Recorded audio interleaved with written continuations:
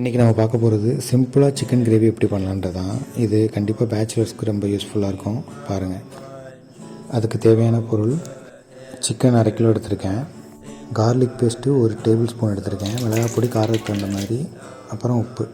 இது எல்லாத்தையும் மிக்ஸ் பண்ணி ஒரு 1/2 மணி நேரம் சிக்கனை ஊற வச்சுருங்க. வெங்காயம் ஒரு 2 பெரிய வெங்காயத்தை கட் பண்ணி வச்சுருங்க.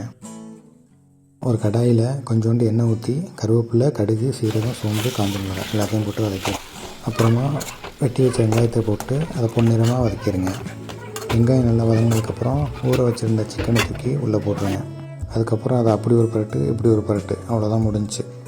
லோ ஃப்ளேமில் ஒரு 15 மினிட்ஸ் மூடி போட்டு மூடி வச்சு வேக வச்சுருங்க.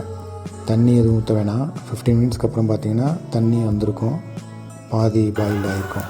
மறுபடியும் அதை லைட்டாக மிக்ஸ் பண்ணிவிட்டு மறுபடியும் மூடி போட்டு ஒரு 15 மினிட் லோ ஃப்ளேமில் வேக வச்சுருங்க. அதுக்கப்புறம் எண்ணெய் தனியாக திரண்டு வந்திருக்கும், அதில் தான் அவ்வளோதான் ஃபுல்லாக வெந்திருக்கும்.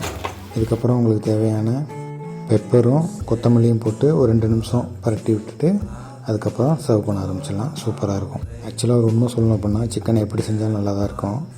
இருந்தாலும் இப்படி செஞ்சு பாருங்கள், நல்லா தான் இருந்துச்சு. தேங்க்யூ, பாய்.